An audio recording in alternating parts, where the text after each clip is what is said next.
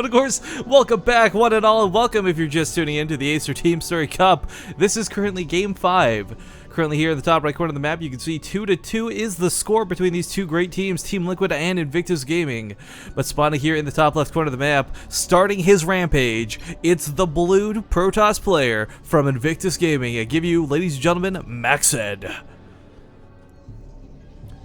And his opponent in the lower right, playing for Team Liquid, that wonderful Zerg player. You guys know him well. It is the little one, aka TLO.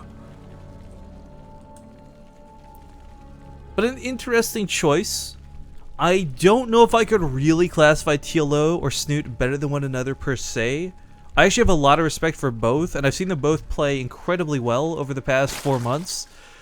So it's kind of interesting to me that they would send this against another Zerg player against someone like MacSed. But if MacSed's really comfortable in his ZVP, perhaps cooler heads will prevail. I would love to see TLO pull out some really cool tactics, though, as he is not only just one of the first, but one of the few Zerg players who's willing to adapt to new things. Now, that sounds like I'm calling a lot of players ignorant, but let me explain this with a little more detail. When HOTS first came out, TLO was one of the first players I saw really embrace Swarm hosts, and I mean really embrace Swarm hosts. He would do these really cool things. I wish I could cite for you the precise game, but my memory is not that good, where he would do, like, you know, ZVT, Swarm hosts / Broodlords, and he'd mix 3 Broodlords in just so he could get the extra free units on the field. I mean, he would try and do new and different things, and I think that's a lot of the reason he's sort of exploded in Heart of the Swarm. A lot of people who remember him from Wings of Liberty, who was that guy? He was just another Team Liquid player, but he's had a lot better results in Heart of the Swarm, and I hope to see him be able to show that off here today in this match. But of course, MacSed, not disappointing any of us, able to hold off Tasia's cheese, able to take out Snoot in, I don't know if you'd really describe it as a macro game, but an incredibly strong sentry push with a really cool robo facility, I guess. But because macro is shorter and easier to say, we'll call it that. But no, realistically, these guys are definitely even matched, if nothing else. So on a map like Belshire, fun fact for those who don't know, this is probably like the least vetoed map. Whether it's Go for StarCraft Zotac Cup or whether it's picked for you like the Acer Teamstory Cup, this is a map we see a lot of. And I think it's not because this map is particularly better or not for one player versus another, one race versus another, but it's just the least hated, I guess. I don't know. It sounds silly like I'm making light of this, but realistically, I've cast over probably well over 500 matches to Heart of the Swarm now, and this is the one that keeps coming up. It's not Daybreak, it's not Cloud Kingdom from like the early stages, it's Belshire time and time again. But MacSed, go with the pretty standard build. I actually kind of like this, right? Just taking a stretch. Ugh. Solo casting, getting all cramped up in my chair. I like that he didn't go for a gateway expand. Now, if you go for a gateway expand, it allows for either the sort of pressure we saw last game, or it allows you to get your Stargate out really quick. Some players, though, recognize, alright, my Zerg opponent knows how to deal with both of those pretty effectively. So MacSed, probably knowing who TLO is, has said, alright, I'm going to play a little bit safer, going to aim towards a true macro game, and has gone for the Forge and expansion combination, which is going to allow him to macro out pretty quickly. Protoss players in general, not just MacSed, but in general, Protoss players can play very comfortably off of 2 bases. Zerg players, of course, need all the extra economy and all the larvae they can, so we do see TLO taking a quick third. Well, not, I shouldn't even really call it quick. I mean, it's quick in terms of the game time, but not. It's pretty standard for this sort of matchup. When you see that reaction of a Forge, it's actually a little bit late in contrast, but whatever. Did get that pool out first and those lings to make sure that he wouldn't have to deal with pylons. The only reason that was put down at the timing which it was. So it's not even late, it's not early. I'm just making mumbo jumbo as we talk about nothing here in the first part of the game. Now, I do like that he's got lings on the field. TLO with an Overlord spread with lings everywhere. The most important thing, too, is he's putting lings in typical proxy locations. He's keeping an eye on what MacSed's doing. He doesn't want to get caught off guard by anything crazy. And if MacSed were to throw down like 7 gateways, TLO would have to shut down that pylon so that those gateways would not apply the pressure that could be, quite frankly, game-ending damage.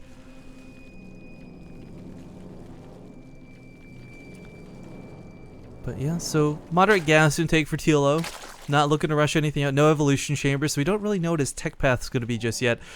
You can play a very heavy Ling style versus Protoss. It's not the most common or most effective because of how easy it is to shut down with Archons and Colossi.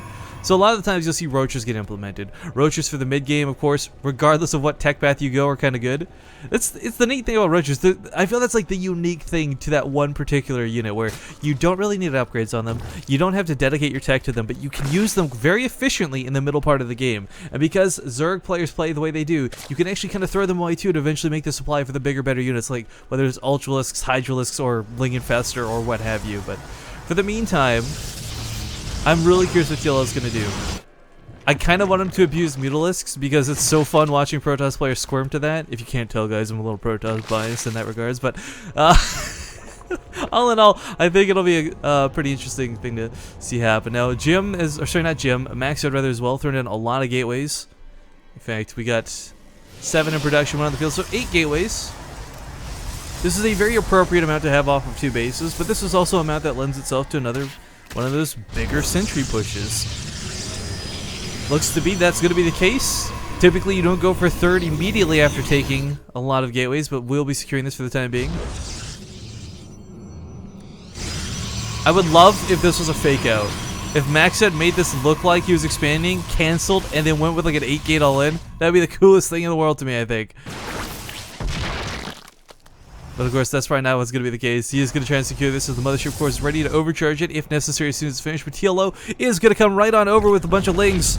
And oh, looks like it is going to be a bit of a fake out. Lings are going to see that though, and the mind games of MacSed have been scouted. The jig is up, so to speak, and TLO with some Lings going to reveal the big master plan of MacSed. Lots of Stalkers and Sentries though. I mean, this force marching across the field is formidable, but the big thing is, of course, there's no pylon behind this. There's no probe a probe accompanied with it. I take that back, but he still has to establish the pylon before he can really root himself into a big fight, into this really dedicated push.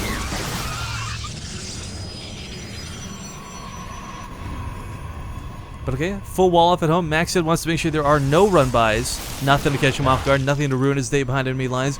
Going for the armor after the weapon upgrades. Of course, this is due to the lack of a Twilight Council. So going to just keep making his army as strong as possible. Armor, though, never bad versus Zerg. These Lings are just chipping away at the Zealots and don't even kill one. Oh dear, and this third base from TLO, there's a lot of roaches here, but this is again another really good choke point where MacSed, who showed his capability of abusing sentry force fields before, will have an opportunity to do it once again. Pylon going to need to be defended, will actually be taken down, so MacSed going to have slightly further away for the time being, but of course more pylons coming in, just finishing up now, so a non-issue, a temporary setback if you will. But lots of sentries, lots of stalkers. I just gotta focus on lots of sentries is the big point. Guardian Shield does go down, but some nice force fields utilizing the Spore Crawler there as part of the surface area. In the end, a bit awkward as he locks himself out of being able to continue to push forward. MacSed perhaps not accompanying for the fact that TLO might just back up entirely and not engage. Queen is going to take a bit of damage, but of course MacSed, he needs to fight closer to here.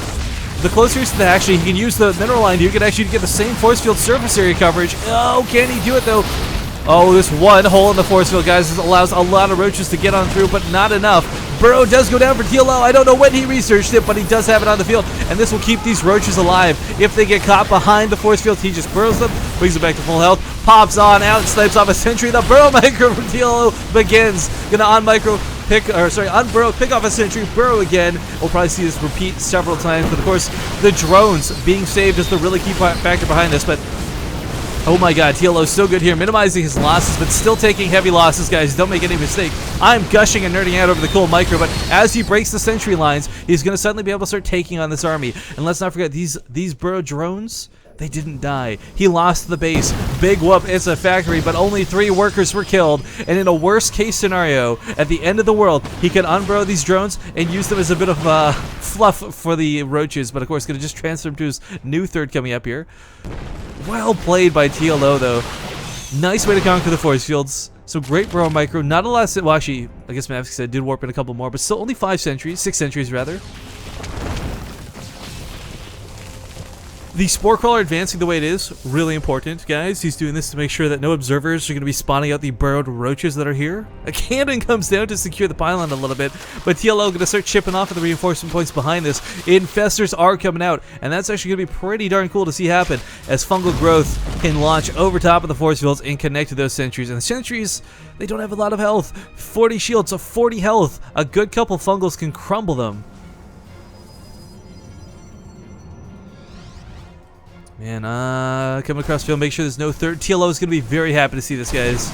Make no mistake, if there was a third base right now, he'd be crapping his pants, as that's not something he'd want to see in this stage of the game. But with 3 bases, effectively losing almost nothing at home, now cleaning up his soon-to-be 4th previous third base, TLO's looking all right. Holding that push was a big deal. There's going to be a follow-up to this, of course, with the Immortals added in. We got weapon upgrades continued, as well as some Blink. Third base coming down out of MacSed, but of course Blink, oh god, Blink Micro is going to be big, guys. If you've never seen good Blink Micro, I hope MacSed will be able to display it. I can honestly say I've never had the opportunity to watch his Blink Micro, but if he's anything even half as good as Arthur, he should be able to take on these roaches with not too much issue. Kind of cool move. We got the Dark Shrine coming up behind this. Late game Dark Shrines. You know, everyone, myself included, was like, okay, David Kim, you're reducing the cost of the Dark Shrine for late game DTs. Everyone's just going to DT rush. No one's going to do late game DTs. But worked out precisely as intended. Coming out here on the 15-minute mark. What the big thing about this is, it's going to catch TLO off guard in the regards that there's no overseers on the field. There's that one Spore Crawler that's over here awkwardly to scout for observers, but that's it. So good couple DTs. Could catch TLO off guard. Hopefully he won't be caught off guard by a tactic so I guess bronze leaguered as that. But Dark Templar can always be a bit of a pain in the ass. This Phoenix as well, hallucinated as it is providing vision of the army. So he knows the infestor count, he knows the roach count. TLO's trying desperately to I guess not show the true strength of his army. Ling's gonna run across to the side here. Will be forced back very quickly. Hydra's coming out next. Groove Spine's on the way. Perhaps a little bit too late is going to be the big question. I mean, the upgrades are, of course, delayed. A lot of that was because TLO was dedicated to defending his third, which ended up going down, but still kept his army and drones alive. So, not a complete loss in that regard. Ling run by here at the third. Oh, Zealot wall in on top of the cannon. Really cool. Of course, if the Zealots were just warped in haphazardly, Ling's going to focus down the cannon, but should be able to get a good couple probe kills. Transfer coming on in. If he's got some good micro, he can dance around this.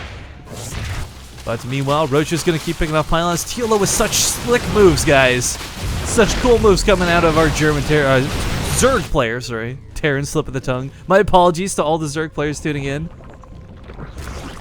Spinecrawler is coming down next here at the third base, but looks like TLO going to try and capitalize on an opening. However, he is caught, but he's... Oh, that's right! I always forget fungal growth and spell effects do reveal Dark Templar. So while there might not be an overseer on the field, and this might not be the best use of fungal, it does keep his roaches alive rather than losing them all. Now TLO, good fungal. There we go. Some good fungals will allow him to retreat. A blink forward going to catch a couple more infestors, though. TLO, you can burrow! TLO, you can burrow!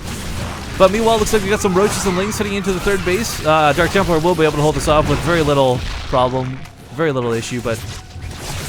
Oh, Dark Templar, I guess, in the natural, that's why I wasn't burrowing. A little bit of heck going on all across the map here for our Zerg player to deal with.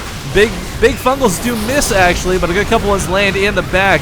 More fungals going down, but no energy left for infested Terrans. These roach numbers are dwindling, but of course these sentries are crushed. Actually, I take that back. Sentries managed to live. I guess TLO missed the second and the third consecutive fungal. Does land another, but it might be too late. The infestors are not burrowed. TLO, oh, it's an observer anyway, so I guess it doesn't really matter, but Roach is trying to come in from the natural. Queen's going to do what they can, but this army of MacSed is a little too strong, and oh my god, another victory for Invictus Gaming. MacSed bringing the score 3-2. Oh my god, I thought TLO had that game, guys, in all seriousness, but can never count a player like MacSed out.